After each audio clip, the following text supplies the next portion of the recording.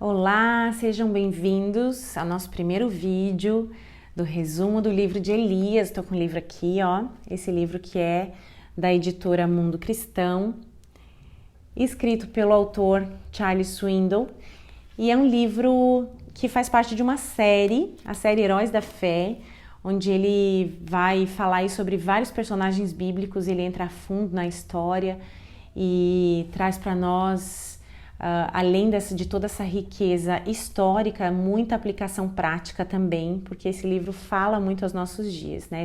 Todos esses livros, né? Ele traz muito para a nossa realidade e é o que torna o livro muito interessante também. Então, sem mais delongas, eu quero entrar aqui já no primeiro capítulo, né? Esse vídeo é sobre o primeiro capítulo, então nós vamos entrar nele e eu espero que você goste, foi feito com muito carinho. No primeiro capítulo do livro de Elias, ele fala sobre a humildade de Elias, ele fala sobre a origem simples que ele tem e até insignificante. O título desse capítulo é Colocando-se na Brecha.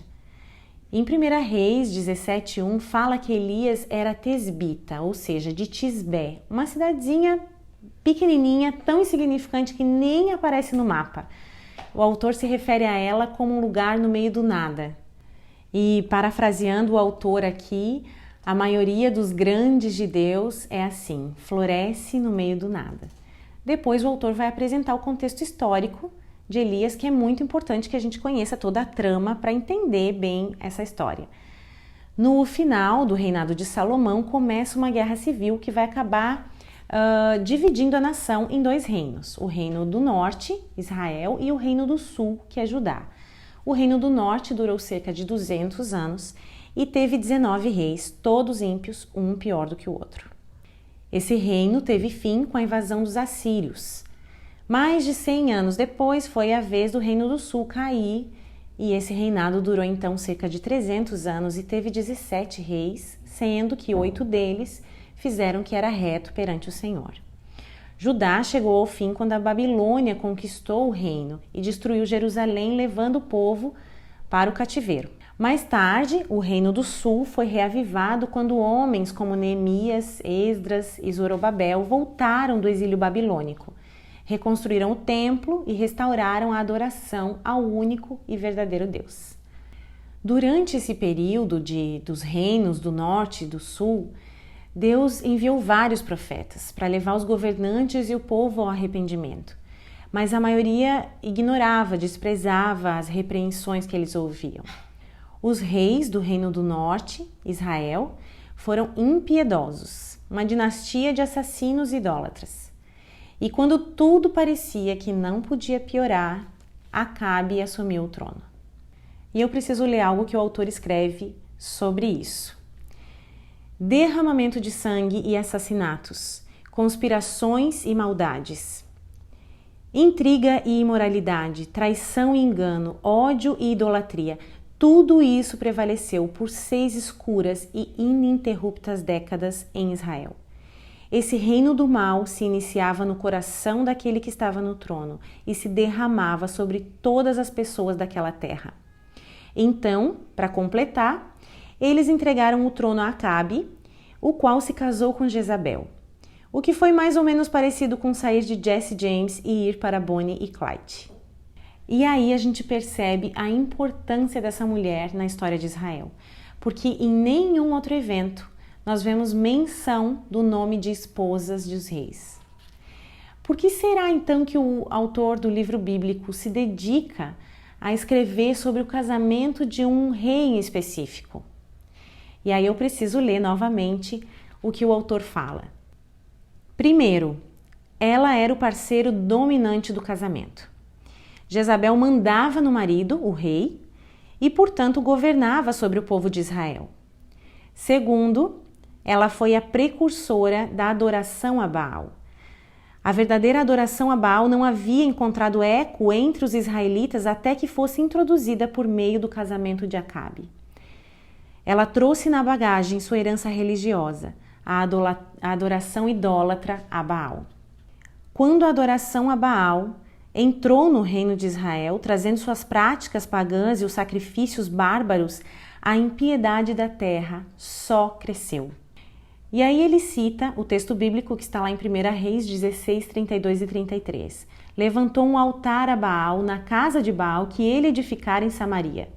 Também fez uma Aserá, de maneira que Acabe fez muito mais para provocar a ira o Senhor Deus de Israel do que todos os reis de Israel que o antecederam. Elias entra nessa história. Ele entra no ápice da impiedade e da crueldade e ele se coloca no meio dessa brecha. O autor do livro apresenta Elias através de 3 pontos. Primeiro, o seu nome. Ele já introduz o nosso personagem de forma pontual. Elias significa meu Deus é o Senhor, Jeová. Isso faz com que ele chegue posicionado já nessa batalha. Segundo ponto, a sua origem. Elias é mencionado nas escrituras como tesbita, que indica que ele é natural de Tisbé, porém não se sabe a localização exata, apenas que ficava em Gileade, conforme diz o texto. E sobre isso o autor diz o seguinte: Gileade era um lugar solitário e de vida ao ar livre, onde seus habitantes eram provavelmente rudes, queimados do sol, musculosos e fortes. Nunca foi um lugar de educação, sofisticação e diplomacia.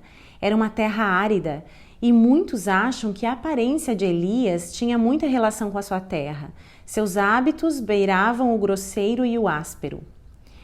Era necessária a presença de um homem assim naquele momento da história de Israel, um homem austero e solitário da rude vila de Tisbé. E o terceiro ponto, apresentado pelo autor, era o estilo de Elias. De repente, chega diante do rei, no auge da festa, um profeta vindo do meio do nada para anunciar que a festa acabou. Está na hora de botar ordem na casa. Foi mais ou menos assim que Elias entregou o pacote. Ele chega ali como um mensageiro do Senhor e cumpre o seu propósito. Sozinho, como um cachorrinho no meio dos lobos, mas com a valentia de um leão. Depois o autor vai discorrer sobre as pessoas que, assim como Elias, se colocam na brecha por um propósito. Ele fala sobre homens e mulheres que permanecem firmes, pessoas comuns como nós, que se posicionam contra a maldade e os poderes dos seus dias.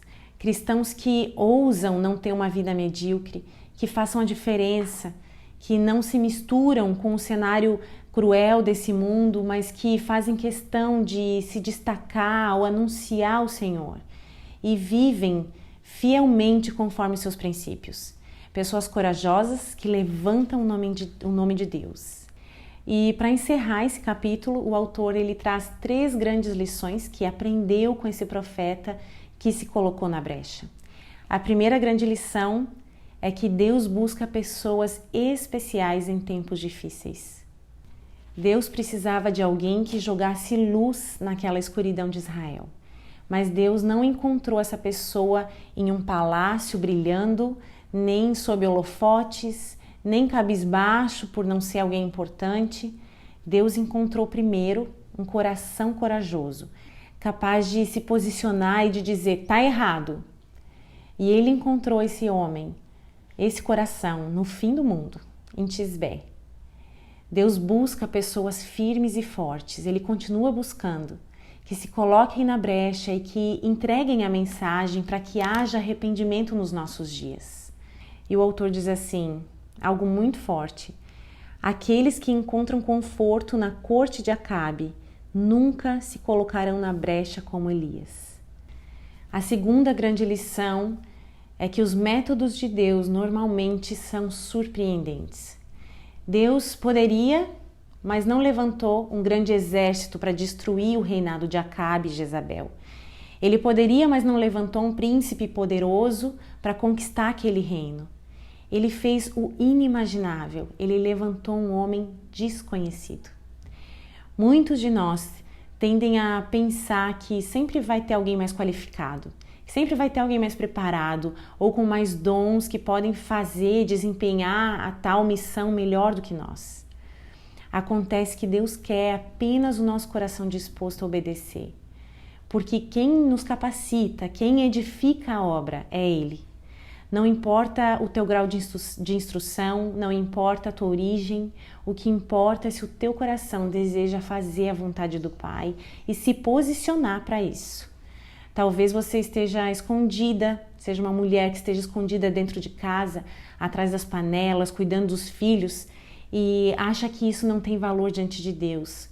Mas esse é o ministério que Ele te entregou, não despreze isso. A terceira grande lição é que nós nos colocamos diante de Deus. Quando nos colocamos na brecha, estamos nos colocando diante de Deus. Agora se pergunte, o meu coração, ele está suficientemente comprometido com Deus para que Ele encontre em mim a firmeza necessária para me usar contra os Acabes dos dias de hoje? E aí eu quero ler mais um trechinho do livro que diz assim: se o seu cristianismo não coloca esse tipo de aço em sua espinha dorsal, esse tutano em seus ossos, há alguma coisa terrivelmente errada. Seja com a mensagem que você está ouvindo, seja com o seu coração. Deus está buscando homens e mulheres corajosos, cujos corações estejam completamente entregues a Ele, que não se misturem com o cenário à sua volta. Deus ainda está procurando pessoas em nossos dias. E que Ele veja em mim e em você o que Ele viu em Elias, um desejo ardente por cumprir a sua vontade. Eu espero que você tenha gostado desse primeiro capítulo. Eu amei, falou muito ao meu coração. E agora nos vemos no próximo vídeo, que vai falar sobre o capítulo 2. Te vejo lá!